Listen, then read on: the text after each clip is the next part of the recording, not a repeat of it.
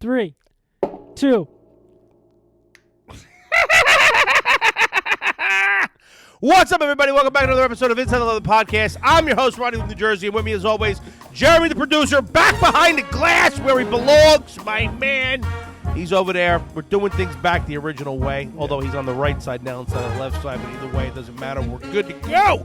Folks, this episode is brought to you by our friends at Towel Tag! Towel Tag, ladies and gentlemen. They are our sponsor, and we need you to head over to TowelTag.com. It's this holiday season shopping time, folks. I love my Get Towel your Tag. my Towel Tag is the best, dude, all right? You know, get that country club feel without paying for the country club, folks. I just kind of did the read kind of off the cuff, but we're going to do the read anyway, folks. Here we go. Hey, guys, Inside Another Podcast is team up with our friends over at Towel Tag this holiday season to bring you the... Oh, Jesus, I forgot. All right, let's start it again. Hey, guys, welcome. Hey, guys, Inside Another Podcast is teamed up with our friends over at Towel Tag! this holiday season to bring you the ultimate stocking stuffer for every golfer in your family. Towel Tag is a beautifully constructed towel holder that can attach to any golf bag. Totally customizable with color, name, and logo. Get that country club feel without having to pay for the country club. Head over to TowelTag.com and be sure to enter code ITL to receive the exclusive deal. Buy 3 and get your 4th towel tag for free. Towel Tag is on our bags, and folks, it needs to be on yours. Boom. Dude, let me tell you, great company, Love little startup. They're blowing up now. They're doing big things. They're presenting our episode 47 to you folks, and we are super excited to By have the them way- on the ITL train. By the way, you didn't see this. Last week, we could not figure out like who was an iconic number 46, and we totally disregarded the fact of Andy Pettit. Wow. Complete disregard for Andy Pettit. Yeah.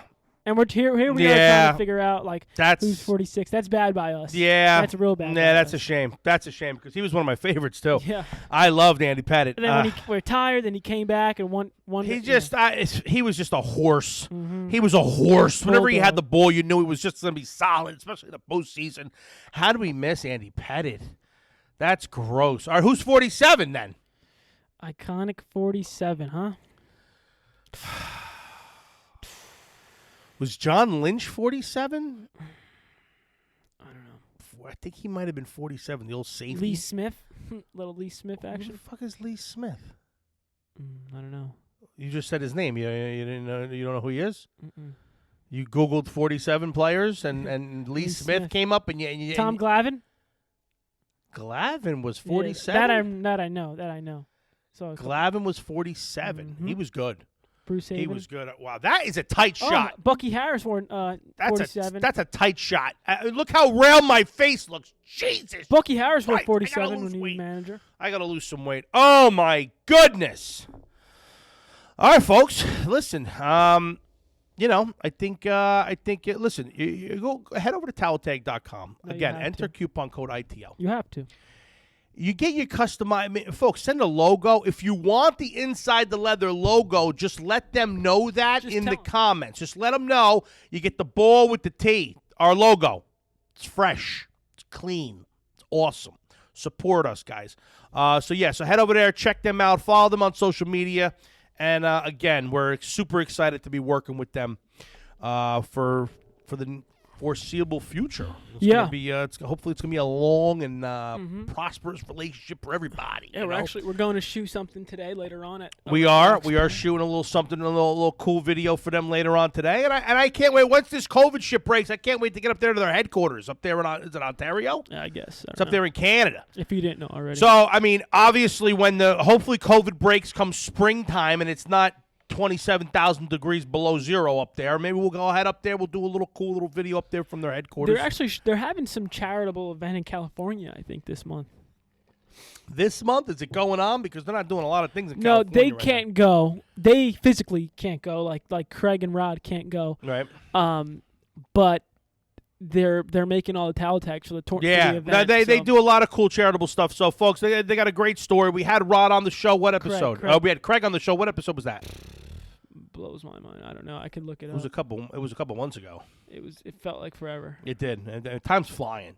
We're closing in on 56 weeks first episode. 50. What do you mean? We're talking about 52 Like- or 52, Year, so, which yeah, would be a anniversary, year. yeah. The anniversary episode is coming up. We got to do something big for that. But anyway, folks. So today we got a good show for you. We're talking for if you're seeing this now, you may have caught the video that dropped yesterday. No, Tuesday. I'm sorry. When's all right? I'm sorry. We had content coming out every day. Slow the roll.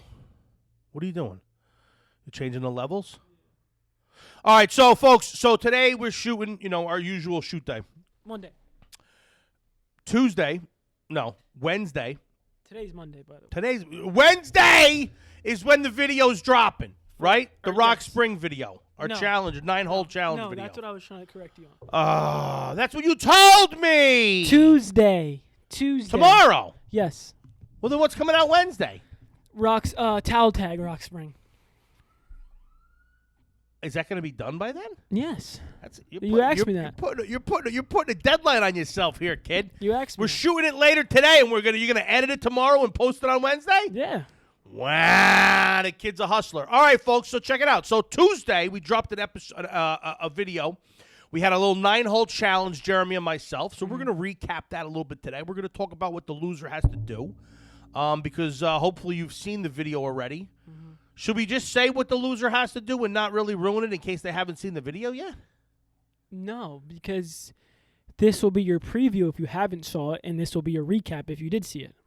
We're really not.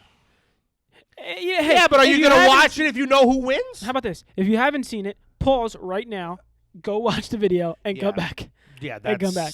How long is the video? About 10 minutes, right? 10 minutes. It's about 10-minute video. It's a good video, folks. Good video. We got it on the course. It may be the one. We finally got on the course. Maybe the one that breaks 500 subscribers. You think that you think this is going to be the one that they grab some subscribers to us? I think it's pretty big. Brother, it's really well constructed. It's really well put together in my eyes.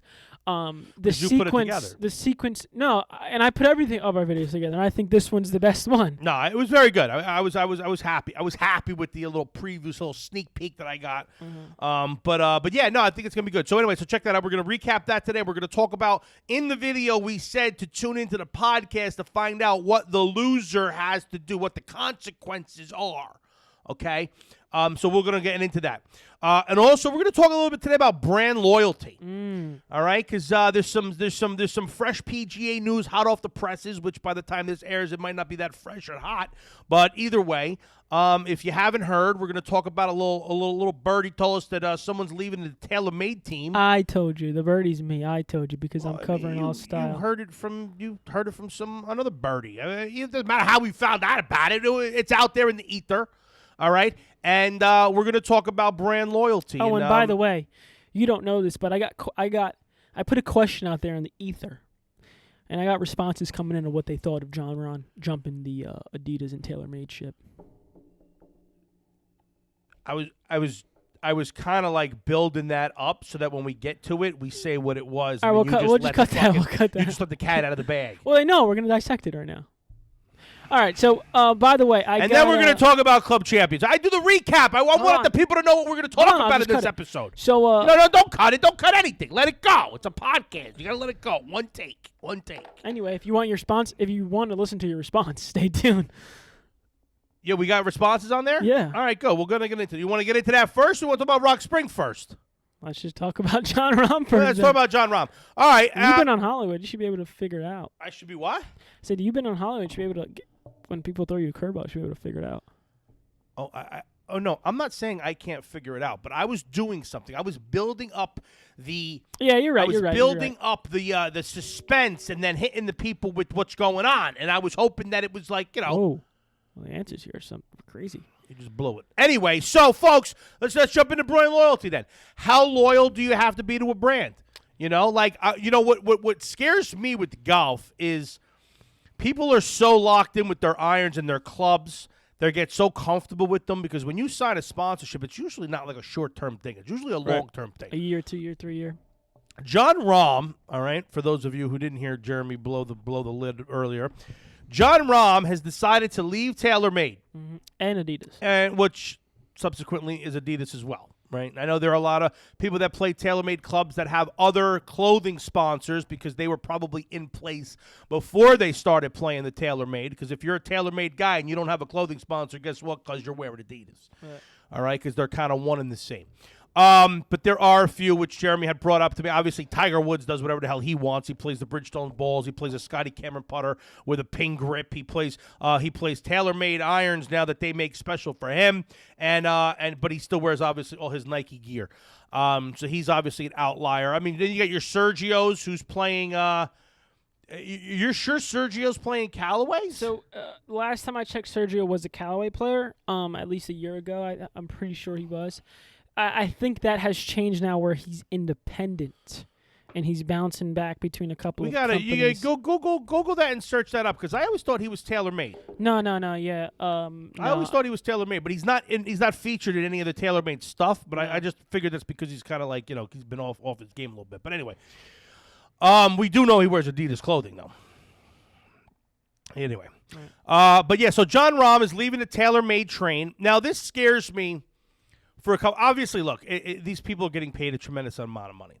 Now, I wonder if this change. I'm assuming that his contract ran up. I'm assuming he was up for a new contract, and I wonder if it was money based, or if it's performance based, because he's been pretty damn good.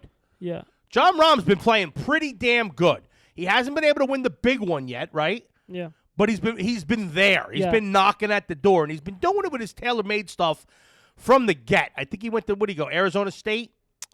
ASU, yeah. I think he went to ASU. And he's been a TaylorMade guy from the jump. So I'm kind of shocked, that someone playing that well is going to flip. I mean, I'm sure the money, look, I don't know how much. Can you find out how much money it's worth or what he was getting paid from I don't know if you're making this decision based on money. I don't know if I am. If I'm playing set of clubs and I'm comfortable with them, you know me, I like to change my shit every week, but I'm not playing for millions and millions of dollars. I disagree. You disagree Heavily. With what? What part do you disagree with? I mean, yeah, to a certain aspect, yes, it's based on, obviously it's based on feel and if you like the clubs, but if a company's paying you more, man, money talks. Money talks. Always. Yeah, again. Always money talks. It's just. Yeah, but what if your game drops off because you're playing different clubs? Well, are you saying that it just doesn't matter? You're just, come on. We all know that clubs matter. You go for a club fitting. You go through, hit all the different clubs. There's a brand that fits you. Of course, but I think to a certain aspect of it, it's not like you're broke if you're playing TaylorMade or Titleist. Like, come on. No. But some companies have more money to spend. Of course they do. In that type of department. If let's say, I don't know, Callaway wants to throw millions more money at you than what your current sponsor is, then why wouldn't you jump? Callaway to me, well, listen, all things, yes, I don't disagree with what you're saying. But the point that I'm trying to make is we're talking about people who are multi-millionaires already, okay? So how much more money? I mean, Callaway to me, and I could be completely wrong on this, but Callaway to me isn't the type of company that's just shelling out the big bucks for the people. I don't think that that's them, okay? Phil and them have had a relationship for hundreds of years, it seems like. I know Patrick Reed was Callaway all day. He jumped. And then he jumped. He's independent now, is he? I don't know what he is. Independent. But my point is, these people are already multi-millionaires. So a couple 100,000 here, a couple 100,000, a couple million here, it's not going to really change you if you feel. What I'm saying is, look, a $10 million contract from TaylorMade versus an $11.5 million from Callaway. Yeah. If I feel like I got a better shot of winning with TaylorMade, guess what? I'm losing that $1.5 million. Because it's all about winning on tour. It's all about winning championships and majors. Like, if I feel that this club is that much better and I'm more comfortable with it, then what's the difference between $10 million and $11 million? I mean, really, like, come on. That's just all I'm saying. But I am super happy because I am a Callaway guy. Now, you all know I love Wilson. You all know I went through my Mizuno spat. And, and that's because we want them sponsored for the show. These are companies that I like, okay? But when it comes down to brass tacks, all right, and we're going to talk about this in a little bit. We went over to Club Champion to do a video. A lot of you guys know that we bought. I bought those clubs, those TaylorMade P790s on that Wish app. I saw them for $430-something. I was all excited, and we thought that they might be fake, counterfeits. which, I mean, I knew it. But when I bought them, I kind of knew that there's a chance that they could be. But I still wanted to kind of do it. I figured it would be good for content, and then I'd return them if I could. We ended up doing that video at Club Champion. And then while we were there, I'm talking to my man, Jeremy, over at Club Champion. And I told him, I said, look, man, those Callaway Apex Pros that I bought, I'm trying to sell them. He said, why? Why would you do that? I said, because I'm just not confident with them. There's just not enough forgiveness. He goes, well, that's because you wanted to get the pros. You probably should have got the pros. And I'm like, well, how you doing to me? What are you doing? He's like, well, why don't you call me? Because I bought the C300s from Wilson. I bought the Titleist AP3s. I've had like 4 sets of clubs since I got fitted for these these Apex Pros. So he said to me, he goes, well, stop. He goes, bring in your club, bring in the 6-iron. So we started hitting it, and we ended up leaving there not only with the footage for a video for the TaylorMade P790s, but I also got my bag reconfigured a little bit, folks. So they took care of me. They did what they had to do, and we're going with a mixed bag now. For those of you who don't want to know, Callaway's Apex. Forged. Well, 5, 6, and 7 are the Apex. Forged, right? They're forged. With my O'Bany shafts. They're coming out of the Apex Pros and going into the Apexes. They're a little bit more forgiving, a little bit higher, nice, bigger launch. They're just easier to hit. A little bit more, they're kind of game improvement compared to the Pros. So I'm excited because now my bag is pretty much set. I got my Mizuno high for next year. I'm ready to go for next year. My Mizuno driver staying in the bag for another year. My Ping 3-wood is staying in the bag for another year, and my Mizuno hybrid. Yeah. Mizuno driver, Mizuno hybrid, and I also got a 3 hybrid and a 4 hybrid. I'm playing 2 hybrids. I got rid of the 4 iron, and I added a 4 hybrid, also Mizuno. So I got Mizuno 4 hybrid, 3 hybrid, and driver, Ping 3-wood. Callaway Apex 5, 6, 7, Callaway Apex Pro 8, 9 pitch. Right. And then I got my wedges, which I think I'm going to actually go get fitted for wedges there too. Callaway wedges? I might go get Callaway wedges. I might just keep the bag Callaway, see what's going on with the irons all the way through. But yeah, folks, so I'm excited. When I heard Jon Rahm is going to Callaway, I was excited. I wear a lot of Callaway gear because they sell it at the Big and Tall shop. You know where I shop, the DXL. Shout out to them. Back on the Sergio note, though. Yeah, go back. To Sergio. To fact check you. No, Sergio. Fact check. So Sergio was TaylorMade, right? He was, right. Yes. When he was then, Adidas. Right. And when I saw him at the PGA Championship at Bethpage, he was all Callaway. And now he's independent. So now he's like on a Ping and stuff like that. He's playing with a Ping driver, TaylorMade 3-wood. Those Ping drivers, man, I'll tell you what, dude. I got fitted for him. The Ping is that the one that you got fitted for? That was your best one out of all the drivers. The Ping was the winner. Yeah, Ping, dude. I'm telling you, Ping drivers and 3-woods. Numbers don't lie, bro. Are solid. And it was funny because of the fact that I like the woods and the driver of the woods of Ping. You know, I asked Jeremy at Club Champion. I said, "What about trying me out with the Ping irons?" Not me, Jeremy from Club Champion. Yeah, your dues. Jeremy at Club Champion, and I said, "What about the Pings?" He looked at me. He said, "No." He said, "Not with your swing." He goes, they're too light. Mm-hmm. They're too light. I need a heavier. It lengthens my swing real nice." And I'll tell you what, man, the RDB tips.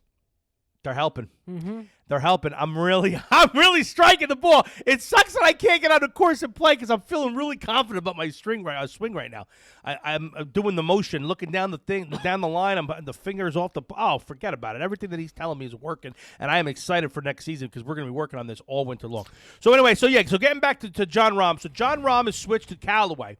Now, I don't know. Is he going Apex Pro? Is he going the Apex Muscleback? Probably, right? I would have to assume so. I'm assuming they have blades. Yeah. You know, the Apex Pros are solid. Yeah. He might do like Apex Pro up the top of the bag. No, I'm pretty sure he was at the 3-4, something like that. I'm pretty sure he was at the P770s with TaylorMade. So to me at least, the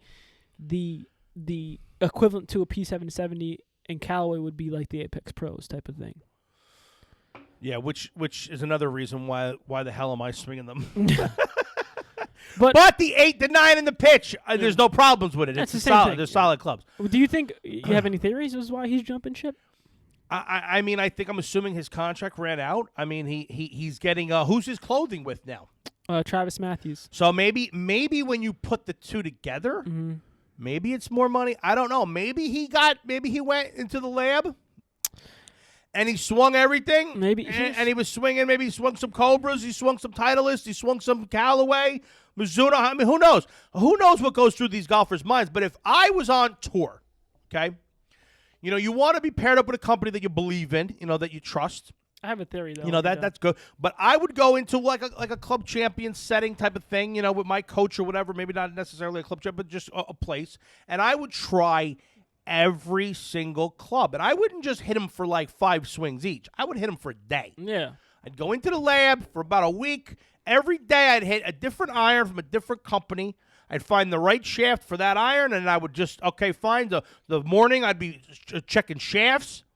Find the right shaft to go with that iron, and then I would hit the entire afternoon with those irons, all the way through the bag. Either on the course, or I would do it with the TrackMan. I would do it in a sim, whatever. On grass. Has to be on grass. Yeah, of course you got to do it on grass. But, you do it on grass with the TrackMan, you get all that data. All that data for a week straight, every different brand. And then if there is one clear-cut winner, I would go to them and say, look, I'm open. You're my guys. What do you want to do? Give me a number. Yeah. And again, if it's in you're not going to it. Your agent's, hey, agent, go tell Callaway that I'm go Callaway. I'm fired up. I want to be on the Callaway team. I mean, but good for him. Travis Matthews, is that what it is? Yeah, they own Callaway, or Callaway owns Travis Matthews. Oh, they bought him. Yeah. Well, that must have been a pretty penny he made. Yeah. Good for him. Yeah. But that's cool. I mean, that's cool. I mean, I'm excited for Rahm. I hope it improves his game. I really do. I hope that he didn't just do it for a cash grab, because these guys got so much cash. I don't think that they're doing it for that. I have a theory. Tell me what you think. Tell me what you think about this. Go ahead. Sergio Garcia was TaylorMade. Huge temper. He left TaylorMade. Jon Rahm was TaylorMade. Huge temper. He's now leaving TaylorMade. What are you? 2 high-tempered guys gone off of TaylorMade. That's not their style, high temper. Maybe TaylorMade went to Jon Rahm and said, hey, either cool it down. Hey, listen, you're about to win a couple majors. You're about to enter the prime of your career. You're a top 5 golfer in the world. We don't want you because of your temper. No. I said, get out of here. I said, they don't give a shit. They probably said, hey, cool it down. It's not our image. Or we're going to have to rediscuss something. Not a shot. And he said, no, I'm not doing that, so I'm going to another company. Not a shot on planet Earth that they asked him to temper down. No, there's no way that TaylorMade wanted Jon Rahm to leave. There's no way. I was just a theory. There's no way. He's too young. He's too good. He's about to pop. He's going to win a major. I think he could win a major next year. I think he's that. I mean, he's in contention all the time. You got money on that statement? I mean, no, I don't. So then you don't think that he's going to win next year? I do. I'm not willing to put money on it because that's stupid. Like, well, what's the point of doing that? You just made a statement saying he's going to win next year on tour. Yeah. So I asked you. So I'm not going to do it with you, but if I'll go on DraftKings or FanDuel, one of my legal betting apps. Yeah. And I'll put $100 on Jon Rahm to win a major next year because the payout's probably huge. Because it always is. If they're even out. I mean, they may or may not be. I don't know. But either way, I think Jon Rahm, I think that this went – I think he realized that the best irons in the game are Callaways. That's just my – no? You're what Titleist, you think? To me, honestly, I think it's – I don't know. That's a hard one. To me, honestly, I think it is Titleist. Irons? Yeah. Yeah. I mean, wedges, wedges, I would say it would be the Vokies. Really? I would say Callaway on that one. On the wedges? Yeah. No. See, on the irons, I think the Apex series from Callaway is just next level. And I am so excited to get the regular ones. I wish I would have gotten them to begin with. You should raw out as a project. Just raw out the ones that you're not using. Raw them out. What does that even mean? You don't know what raw out means? When you get them all rusty and shit? Yeah. Why? Because that looks sick. You know what I don't understand? I had a wedge that was one of those rusty wedges, right? Raw. My buddy Joey Yep gave me a 60-degree. I think it was a 60-degree. Vokey? It was a Vokey. It was a Vokey, and I still use it. That's like my wedge that I use like in the backyard with my son. But when those things rust, you're not supposed to clean them. No, they're purposely rusted, by the way. I know. They get rusty on purpose because they don't put the stuff on them to prevent the rust. Right. And the rust adds on the zip. Yes. But when the club gets like stuff in the grooves, how do you clean it? It's like every other club. Because if you wipe it with a wet rag, you're wiping that rust off. I think. At least that's what it felt like. And my towel was a disaster after half a round. Brown. It was like, it looked like I shit my pants in the woods, and I used my towel to take care of it. But you probably did too. Listen, let's get to some player statements. Well, what do we got? So wait, so people were talking about, what were they talking about? The Jon Rahm stuff? Yeah. So this one. Cut to you. Let's see what they say. This one is from. Wait, let me pull this up here. Let me pull this up 1 second. Stick with me. This guy's. How come I don't see the numbers on the top of the screen here? I don't see that we're recording. Are we recording? Oh shit. Of course we're recording. All right. Okay. All right. I usually look and I usually see that, and I didn't see it, so I got a little nervous. So yeah. This one comes from. I guess it's Goody Wesley says surprised them. What's surprising? That Jon Rahm's leaving TaylorMade. Yeah. Okay. Yeah. I'm surprised too. Yeah. I'm surprised too because TaylorMade right now is on top of the game. Mm-hmm. They got all the big ones. Justin just won a major. Dustin just won a major. Oh, Dustin. Yeah. No. I mean, from Dustin to Rory to Wolf to your boy Wolf. Yeah. To Tiger, Dustin, Rory, the Day. Ricky. They got Ricky. I thought Ricky was Cobra. Ball. Oh, just a ball. But he's fucking just a ball. No, but he's very like.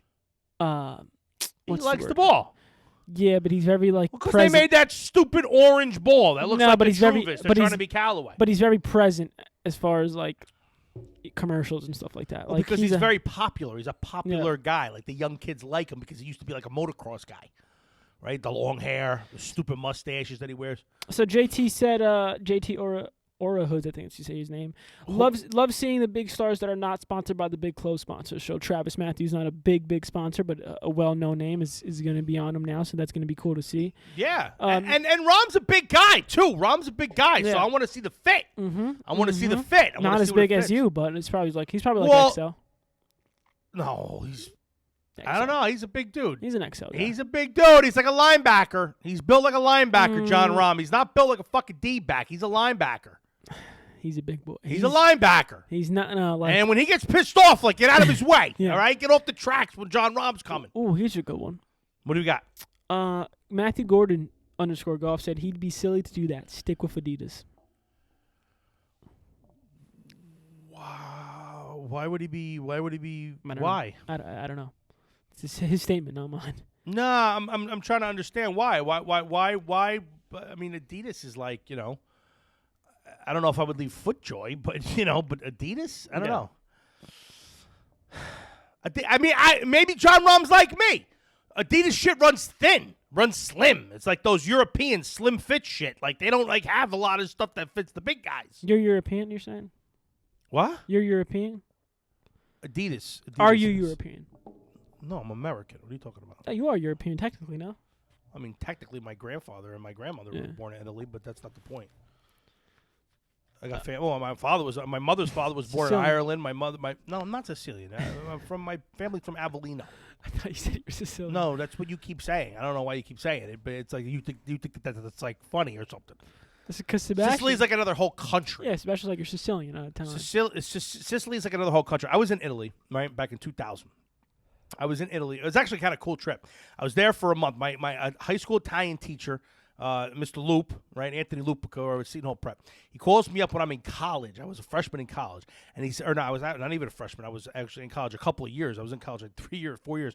He calls me up and says, "Hey, we didn't have a Italy trip your senior year. So I didn't get a chance to go because he did it every other year." He calls me up and he says, "Hey, do you and your buddy Carlinos and Perna, do you guys want to come out to Italy and chaperone, be a chaperone for the seniors?" I was like, "Fucking A, right." So me and Carlinos actually went. And it was the coolest trip in the world. We were in charge of the seniors. The seniors all signed waivers. Their parents signed waivers that they could drink. So we're basically just partying with these kids, right? Well, yeah, because it's 18 to drink out there. Oh, yeah, okay. So we're out there just partying with these. We had like about 10 seniors were like under our like watch. And we're renting scooters, right? We were in Rome for 7 days, and on our last day in Rome was the European Cup, France versus Italy. Yeah.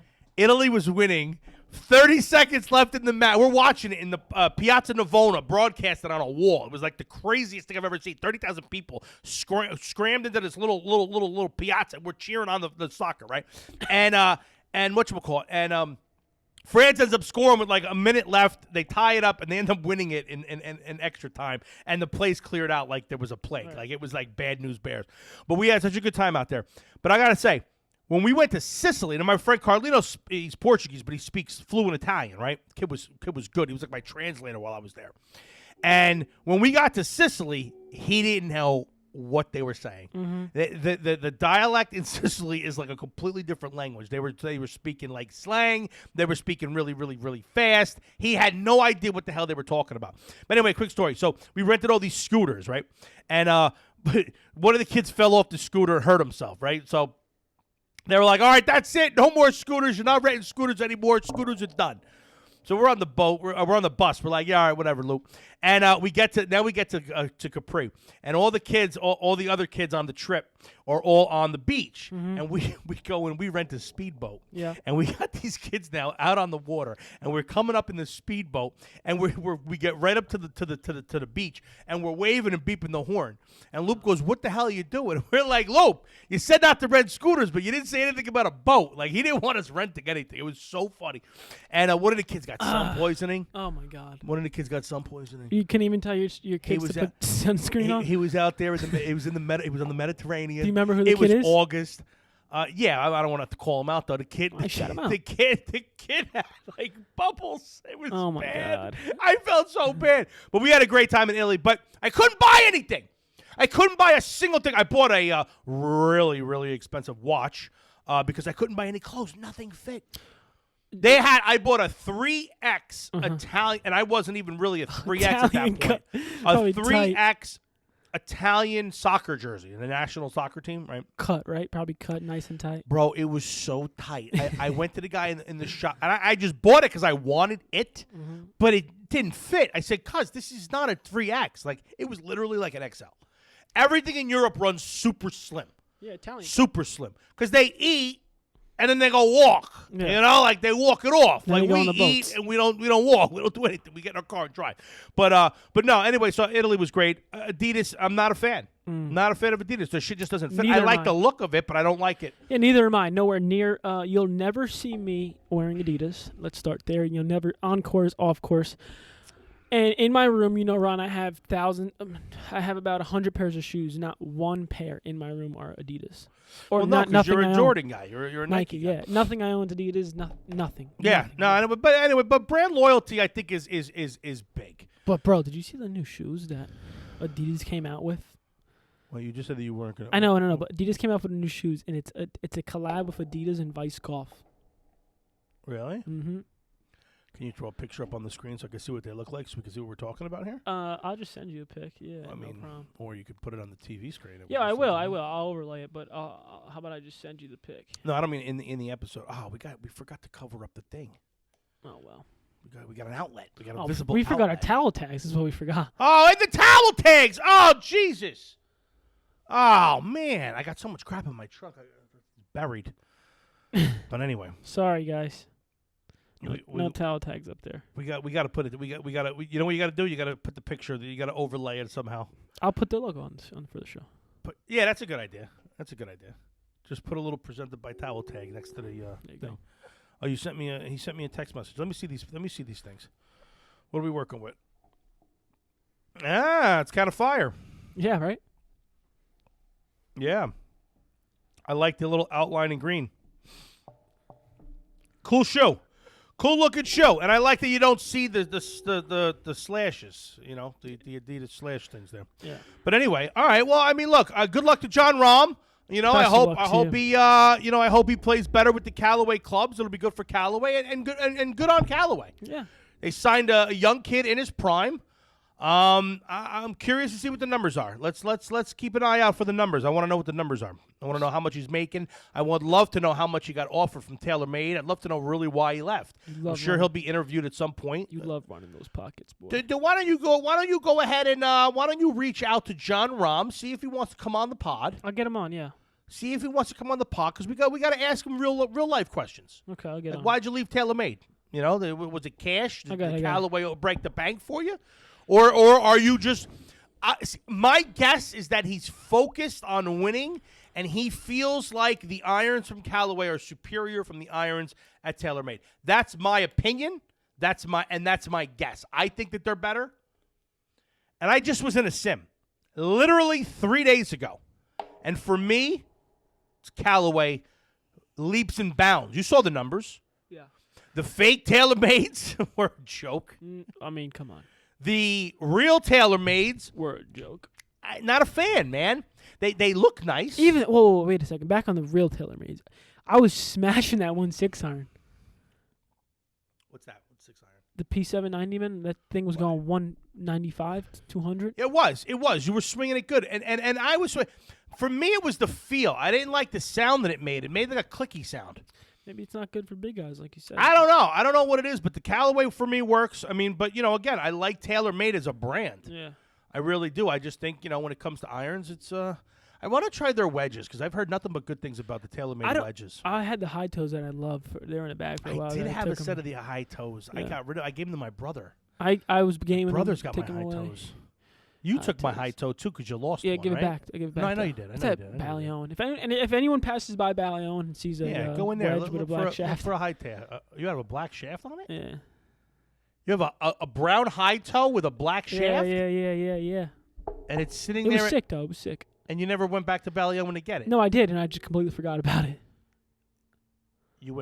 So you didn't go back to get it. You went back to play and forgot to ask. Yeah. So it still might be there. Did you ever call? No. Or you call the pro shop? No, it's just I'm on the SMS. You're not far from Ballion up here at HQ. Yes, I am. It's still an hour away. No, what? I swear to you. No way. No way. Either way, I'm on the SMAs now. No way. You got SMAs? Yeah. You got them in the bag? Yeah. Yeah. Is that what you've been sticking real close to the green on me? Yeah. Bastard. All right. Anyway, so what else we got? Let's talk about. We kind of already talked about the Club Champion thing, so that was cool. So Jeremy from Club Champion came up with an idea. He's like, wait a minute. He's like, you don't need, and this is what I like about Club Champion. They're not there to screw 50-minute drive, Ballion. Is it really? You're right. They're not there to screw you. So a lot of club fitters, you got to be careful. But Club Champion is such a reputable place. He said, look, you have a problem with the irons you bought here. Why didn't you call me? We'll fix it. Right. And, and he did the right thing, and he fixed it for me, and he said, let's try a hybrid set. You don't need to buy a whole new set of irons. We know that these shafts are right for you. Let's put the shaft in a different head, see what's what, and the Callaway Apex was right. So 5, 6, 7, those clubs that are harder to hit, the longer distance clubs, you want a little bit more, forgiveness. You want a little bit more pop. You want a little bit more, that confident look down below the ball. I tried the Mavericks that Philly Bucket has. It looked like a cinder block behind the ball. They're gigantic. They're fucking huge. I swung one. I was like, no, get right. I can't do it. But the Apexes are nice. But I know exactly what happened. When I went for that first fitting, he probably was pushing me on the Apexes. And I love that thin top line. I got, and I think a lot of it is when the clubs are black, the top line appears to be thinner. Mm-hmm. I just think that it does. I think the black is slimming. It's sleeker. It's stealthier. And I think when I was playing my Nike Vapor Pros, they were in between a game improvement and a player's iron. They were right in the middle. They had they had a thinner top line, but I think it was more noticeable because they were black. Yeah.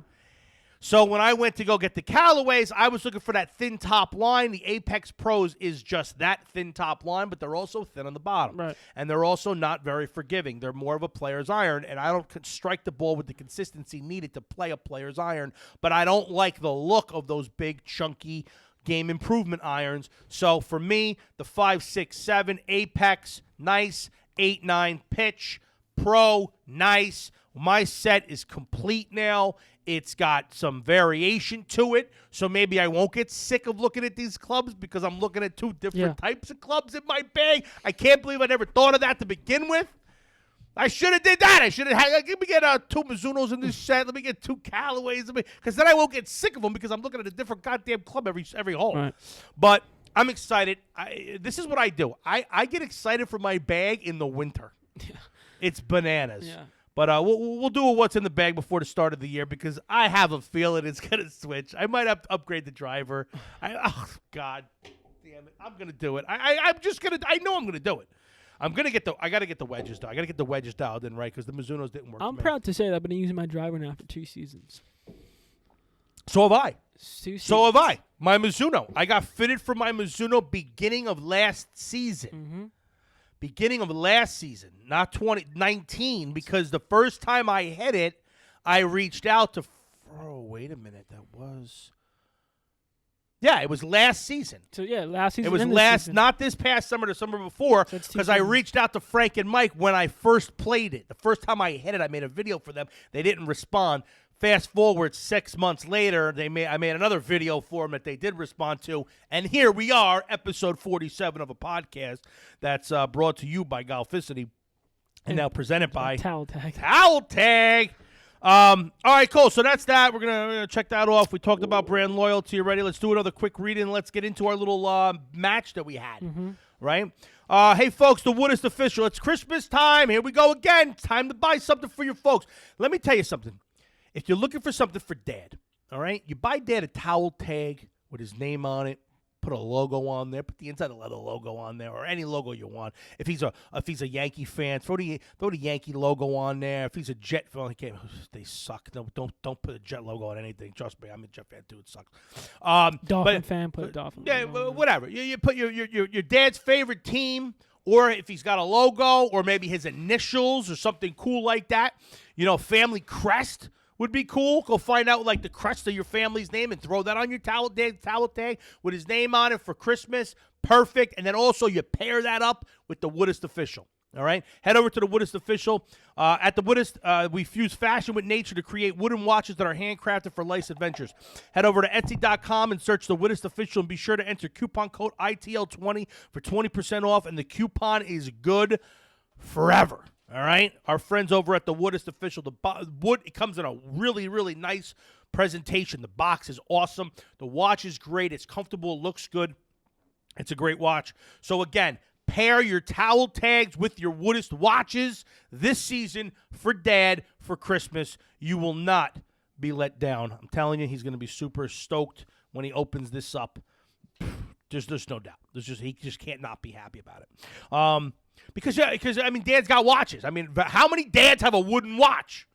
Not very many, because it's just a new thing. It's a new thing that a watch is made of wood. You know, he might have a brown watch, a black watch, a stainless steel watch. He doesn't have a wood watch. I can guarantee it. So instead of buying him something that he already has, buy him something that he doesn't have: towel tag and a watch from the Woodist. All right, let's talk about our match. So we went up to Rock Spring. Video dropped 2 days ago on Tuesday, so if you haven't seen it, pause the video, check back, and watch it. We did a little 9-hole match. We started on the back 9. We had a little bit of an issue on the tee box. Yeah. You remember that? The fuck up?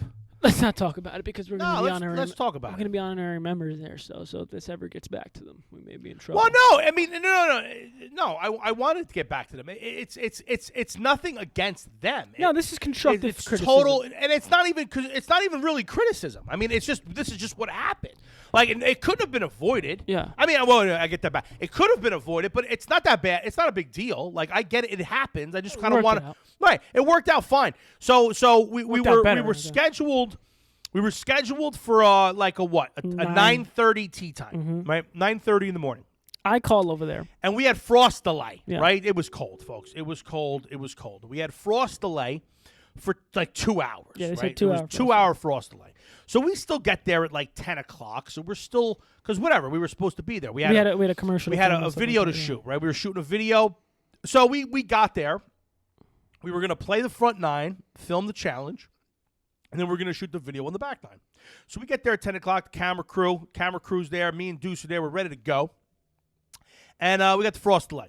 So we're bullshitting with our friend Chris over there in the pro shop, right? We're hanging out. I'm busting his balls about him not having any 3X stuff in the pro shop. Which he has, by the way. Which he got it now. So sorry, babe. Daddy's buying some clothes today with some Rock Spring logo on it. So I'm super stoked. I hope it better not be Adidas though. Yeah, but I hope he didn't Nike. get a 3X They're Nike Adidas. at Rock Spring. Mm-hmm. You sure about that? Mm-hmm. All right. Well, let's see. We'll tell you what they got over there. They better have a medium for. So we're there. We're bullshitting in the pro shop, right? And we're hanging out. So we said to Chris, hey, Chris, listen. What time did they say for us to go out? 11:30.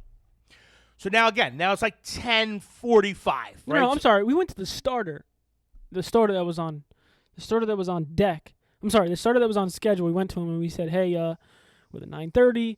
When are we teeing off? He goes, 11:30. You have 2 more groups in front of you. Right. Okay. So this gave us, so we said, all right, let's pivot. Right. There's nobody out there because of the frost delay. So let's go out to the 18th fairway.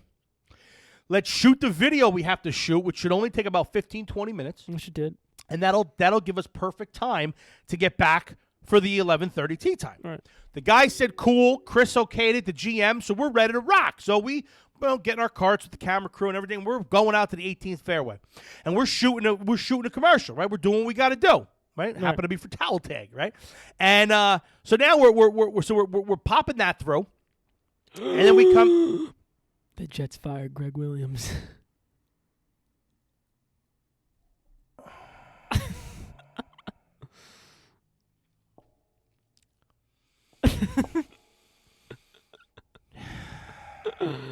Wow. The guy you wanted to be your head coach fired. Before they even fired the head coach. Before they fired Gase, they fired him? Yeah. The defense was like in top 10 against the run, too, by the way. Without C.J. Mosley, without Avery Williamson, without anybody. They trade away Jamal Adams. They fire Greg Williams. Before Gase. Gase is still there. Bro. Gase is still there. Before Gase. 3rd and 6. All you got to do, you're 0-10. 3rd and 6. All you got to do is throw a 6-yard pass to get a first down to win your first game of the year. What does he do? He runs it into the middle of the line. So then the Raiders get another chance, and they score with 4 seconds left in the clock, which I'm happy about. Don't get me wrong. I want the first pick of the draft. But the defense the defense didn't do anything wrong. They got him to the 50, and then they let him get to the 50, and then let him get in the end zone. Greg Williams is an aggressive coach. I love that. When you have an offense that turns the ball over, it's not the defense's fault. Ron. When you have an offense that can't score, it's not the defense's fault. Ron. 3rd and 6. 7 seconds left in the go in the game. 3rd and 6. No, it was longer than that. Yeah. Okay. Anyway, 3rd and long. We'll say that. No, it might have been 4th down. It was the last play of the game. All right, whatever it was. 7 seconds left to go. You're gonna give me an all-out full house blitz? Yeah. You're gonna send the house? Yeah. No. You play bump and run. That's aggressive. Ron, you got to keep people back. You don't know. Here's the thing. The only way you're losing is if you give up a 50-yard touchdown pass. Okay. Which they did. They did, but here's the thing. The blitz didn't get to him. That's the shit you deal with when you have an aggressive. I don't want sitting back in prevent, giving him 25 yards, 25. But I would rather be up on the line, bump and run, and sending everybody. Because if you get a free rusher to the quarterback, he's not going to have time for the receivers to get deep, number one. Number two, he's going to be flustered as can be because he sees somebody barreling down on him. I like an aggressive style of defense. Don't play this prevent shit. Don't give me cover 2 and let Tom Brady or some other wily old veteran just sit back in the pocket and pick your ass apart. Get up on the corners, get the corners up, bump and run in their face, and send everybody. That's how you win football games. It didn't work out this time because we had a rookie against a rookie, okay? And the blitz didn't get to damn Carr. Right. Carr was able to sidestep, move up, and drop a dime, which was crazy because he was missing open people all day. The Jets D-backs are not very good. They're young, and they're just trash right now. The only good D-back we have is Marcus May, and he can't do it all himself. Right. But that was one bad call, but the defense is not terrible for what they got. They got rid of their best player. Their other best player decided not to play because of COVID. Avery Williamson got hurt, and they ended up cutting him and trading him. They didn't cut him; they traded him. Right. No, I know they traded him to Pittsburgh, I think. Yes, but it's not Greg Williams' fault. I wanted Adam Gase to be fired 5, 6, 7, 8 weeks ago, and I wanted Greg Williams to be the interim head coach because I think this team would have turned it around and they would have actually started playing well. Head coach is going to be John Harbaugh. No, it's not. Don't say that. I don't want John Harbaugh. I want a college coach. Jim Harbaugh. Jim, yeah. At Michigan. I want a college coach, but not him. I want a young college coach. I want Lincoln Riley. I want Dabo Sweeney. Not getting Dabo. Why not? Just get that out of your head. Why? Not getting Dabo. Why? Because you're not. Tell me why. You're not getting Dabo. Tell me why. You're Dabo. You don't think that he wants to do it at the next level? No. You don't think that going with Trevor Lawrence is something that would be appealing to him? No. You don't think the $10 million a year that he's going to make in the pros is appealing to him? No, he's on the back nine of his career start there, and he's going to finish at Clemson. Listen, obviously he's got a great thing going in Clemson, but I think a lot of these coaches, they want to prove that they can do it at the next level. Nick Saban did it and then went back down. Look what happened to what's his name? The guy in Seattle. Pete Carroll. USC. He was a Jets head coach. Shit the bed. Dropped down. Went to USC. Won for a decade. Mm-hmm. National championship. Back to the NFL. Look at your boy Nick Saban. NFL. Down to college. LSU. Back to the NFL. Back down to college. Now he's in Alabama killing it. I think that these coaches need to prove it to themselves that they could do it at the highest level. And I think Dabo Sweeney thinking to himself, well, wait a minute. I can make a shit ton of money. I could be in New York, number one. Okay, great. The team needs some work, but I think they're getting there. Mekhi Becton is a beast. The offensive tackle. He got hurt, by the way. Monster. He gets hurt every single week, but he's a monster. When he's in there, he's a beast. But I don't know. There's a lot of head coaches that are out there. I don't want another coordinator.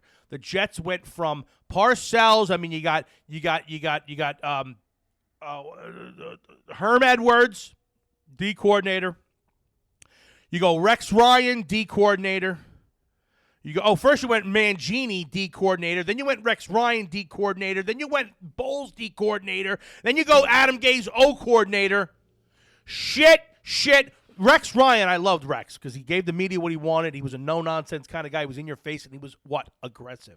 Aggressive defenses win. Bowles was the most aggressive blitzer in the world when he was a D coordinator in Arizona. As soon as he came to the freaking Jets, he stopped blitzing.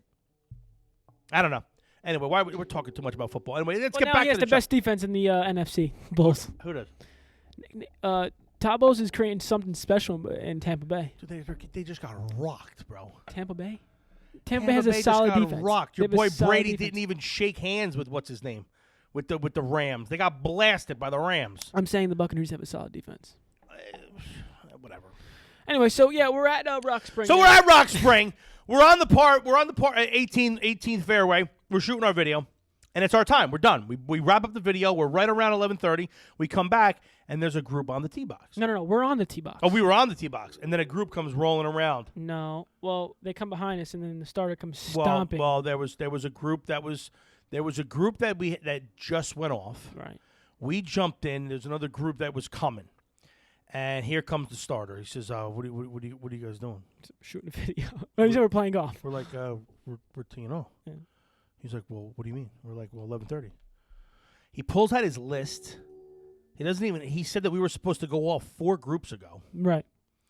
And look, it was a miscommunication. Okay, the guy that told us that we were 11:30, maybe it wasn't 11:30. Maybe it was earlier. Maybe this guy's. I don't know who was right and who was wrong. And I'm not trying to blame anybody. But, it was just a misunderstanding. So we're like, who told you that? He said, who told you? The other starter. The other starter. Right. The guy that was there when we left. Well, where were you? Well, we were on 18 Green. Well, go talk to Chris.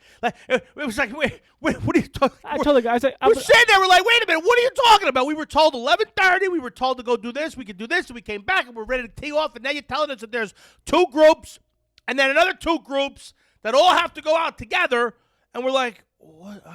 Okay, guys. So I said, let's just not play golf. I said, stay right here. I'm going to talk to Chris, the GM. Right. So we ran in and talked to Chris and said, Chris, look, man, nobody's wrong. Nobody's fault. It's no big deal. It is what it is. You got 2 groups of 8 that are kind of together. I get it. I really do, but we were told 11:30 and maybe they moved up and didn't make an announcement or because we were out on the 18th green, we didn't hear it. I don't know. So nobody's pointing any fingers. Nobody's really to blame here. Right. But Chris was like, I got you. Don't worry about it. Go off on 10. Yeah. And that's what we did. We played the back 9 for the video.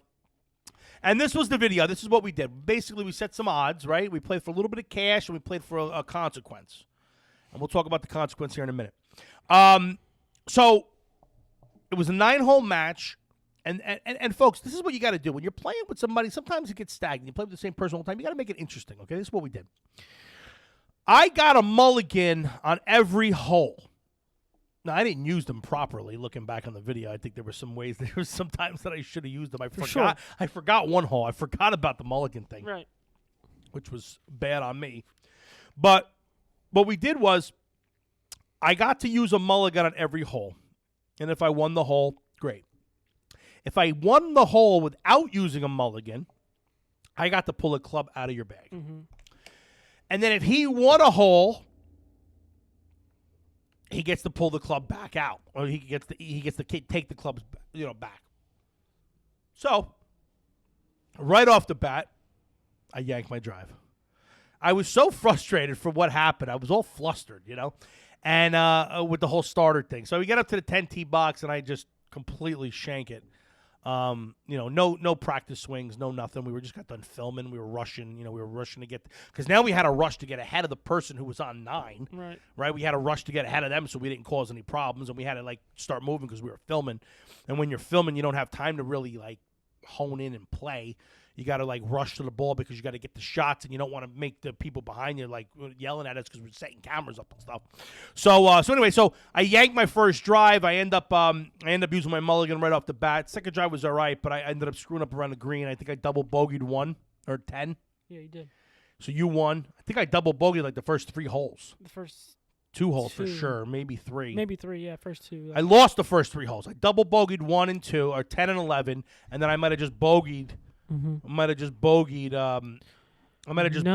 No. You pulled a drive to the left, and you hit one ball. Didn't make it on the green, so you said, "Let me hit the second." You used the mulligan there, and the mulligan was worse than the first shot. Was it? And you got up to the green, and then you 3-putted. Yeah, that was a bad first couple of holes. Yeah. It took me a while to get into the flow of the course. Took me a while. Plus, it was freezing. Yeah. Not to mention, folks, it was 30 degrees. I had the hand warmers in my pockets. I had the Scully cap on. I was freezing. It was so cold. Getting in the cart was the worst thing. Mm-hmm. And I should have walked for sure. Because getting in the cart with the cold air just is the worst thing in the world. But no. So it started off really rough. And then the kid hit his stride. You hit some nice shots in the first couple holes. Mm-hmm. You were, I was putting really well. You were putting good. And then I won a hole. I want to say it was 10, 11, 12. It was 13, I think it might have been. 13 might have been the first hole that I won. Yeah. We pushed 12.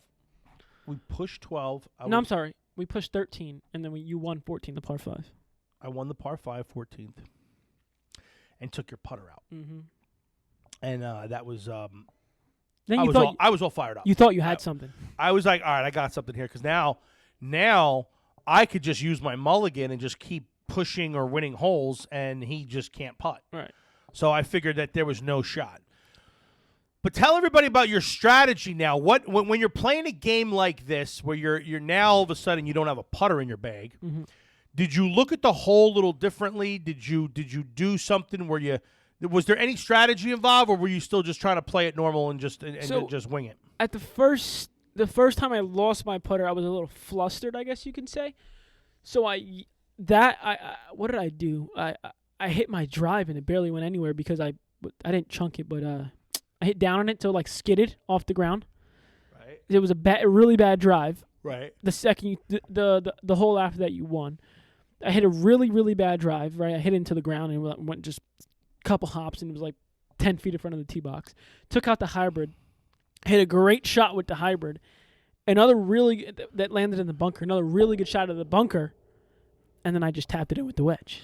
Yes. So the strategy. So there was no strategy in that one. On that hole, no. But the strategy going forward was, okay, if I can be this deadly with my wedge, let's not try to go for GIRs because we're not playing for my score now.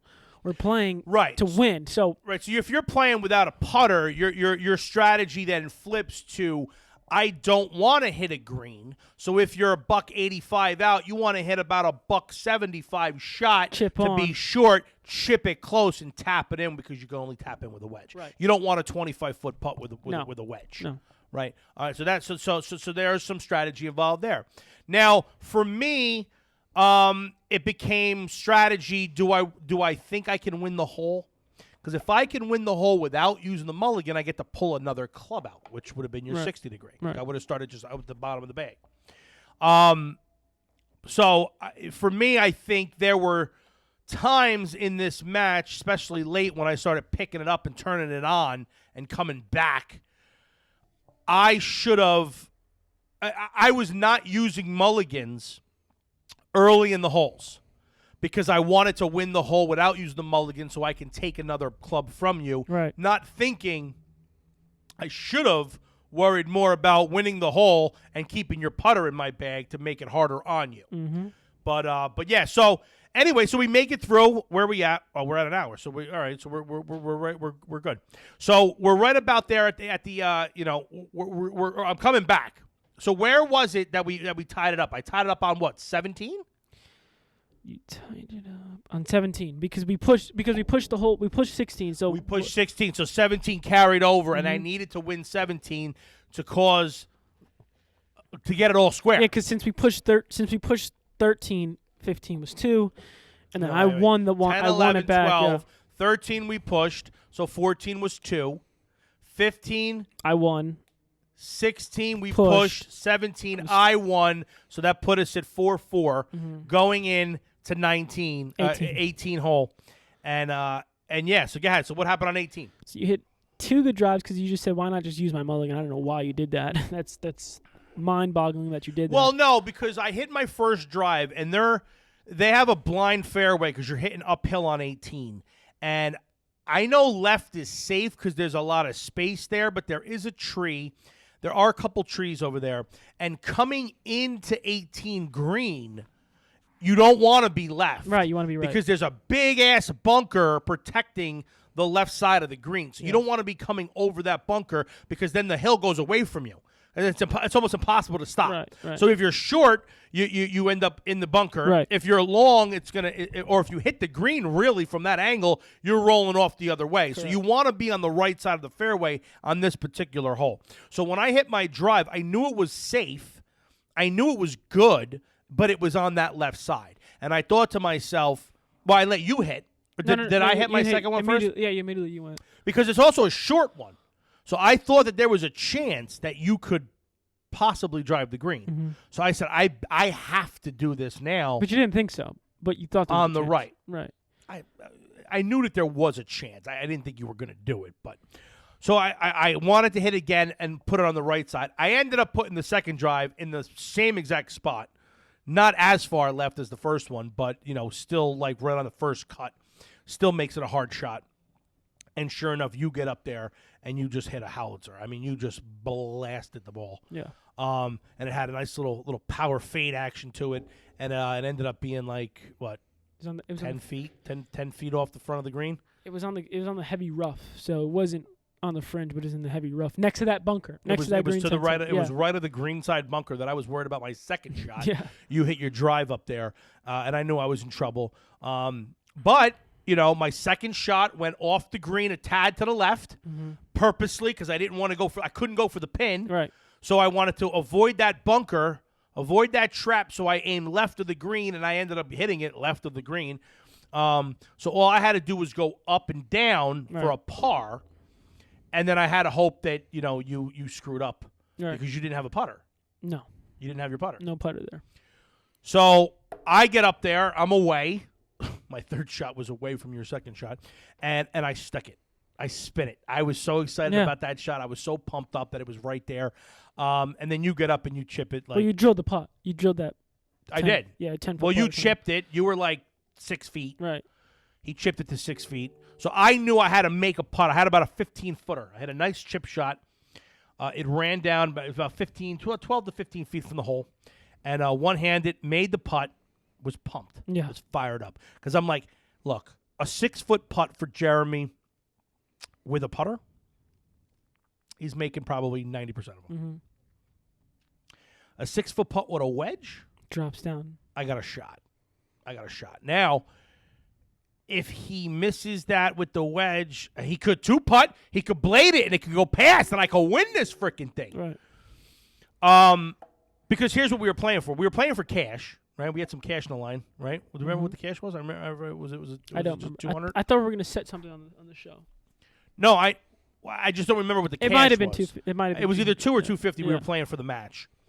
But then the other consequence was the loser had to endure punishment from the winner. Chosen by the winner, yeah. Chosen by the winner. And I am here to say that I'm not happy that I lost because he did sink the putt. Those of you who saw the video. He did sink the putt with the wedge. And then I have to endure some pain. And that pain is going to be Jeremy from 60 feet. 60 feet, 6 inches. That's the mound, right? Yeah. I have to stand in a batter's box and get pelted with tennis balls. Yep, for a minute. No. All right, 10 balls. Just give me 10 balls. 10? 5. No. I was going to say 3. 5. Come on. 5. 5. No headshots. No. I'm going to wear a helmet. Okay. And I'm going to put like a cup on or a pillow in my pants. Yeah, I'm going to have welts. I'm going to have welts. So, it's going to be 3. If you hit me with the first one and it hurts, the fucking challenge is over. It's done. I'm telling you right now, you're not getting 3. You're going to get 3 strikes. You get 3 strikes to hit me. Okay. That's what it is. You're not going to have welts because 60 feet 6 inches is long. You got a hose, cuz. What do you throw a hard ball? It's a tennis ball. What do you throw a hard ball? 87. 87 miles an hour. Yeah, okay. It's not going to leave a welt? I mean, with a baseball, but it's a tennis ball. A tennis ball can go either which way. How about I got a better idea. 60 feet 6 inches, but 1 baseball. No! Get the fuck out of here. No way. I got kids at home. There's no way. No. I'm going to be I got to be able to wear some type of protective gear. You can wear a helmet. I'm wearing a helmet. That's for it. Sure. Bring your football pads. I don't know. Do they still fit? No, my helmet. I don't think my helmet will fit. I got to find something to put on my head. Anyway, so we'll bring that video to you of me getting pelted with balls. So on TikTok. It'll be on TikTok. Is that where it's going to go? Instagram, all over the place. But we also have to do that challenge. Maybe we just do it the same day. I think what challenge? You have 3 at-bats, and you got to see if you can hit one of my fastballs. Or I get to pitch to you and see if you can hit it. Because I'm taking you fucking yard, bro. I'm calling my shot like it's the Sandlot. We got to do it. There's no doubt. I'm taking you deep. I'll do a last little read here to leave here. Folks, don't forget to take care of our friends over at O'Brien Creative. Thanks to social media, we have an opportunity to create a brand with a following. What sets O'Brien Creative Group apart from branding experts is our creative-first approach of harnessing the potential of your company and translating it to the masses. Whether you're seeking out a professional branding identity or a simple logo design, you can count on the creative minds at OCG to accurately and artfully interpret your company's true identity throughout any medium. Visit o'briencreativegroup.com to learn more about who we are and how we can be of service to you. So that's it, folks. That's it for episode 47. We talked about our match at Rock Spring, which is going to end with me getting pelted by a couple of tennis balls from 60 feet 6 inches. We talked about brand loyalty. Jon Rahm, big headline news here, switching off TaylorMade, going to Callaway. And our club champion experience that we got my bag rounded out with the Apexes on the top end and the Apex Pros on the bottom end. I'm excited for that. Can't wait to do it. And, shout out to our sponsors, Towel Tag, O'Brien Creative, and the Woodist Official, folks. It's Christmas time. Be sure to go to toweltag.com. Enter code ITO to get your 4th towel tag free when you buy 3. So your foursome is all set up and hooked up. Great gift for Dad and his golfing buddies for Christmas. And also, be sure to go check out Etsy.com and search the Woodist Official and grab Dad a watch and a towel tag for Christmas, and you can check him right off your list. Got anything else, Jeremy? No, that's it. Let's go to Rock Spring. All right, folks, we're off to Rock Spring to shoot a video for our friends over at Tailtag. That's it, folks, for episode 47. Thanks for tuning in. Do us a favor, check, subscribe, head over to the item shop, buy some of our merch too for Dan. That's the ultimate package for Christmas. You get your dad a towel tag for him and his foursome. You get your dad a new Woodist watch, and you get him a sweatshirt and a hoodie, and get one for yourselves too from ITL. And what for are you the waving? kids. And for the kids, for the children. We got onesies for the kids. All right, folks, that's it. Do us a favor. Thanks a lot. Appreciate you subscribing, like this episode, and as always, keep it inside the leather.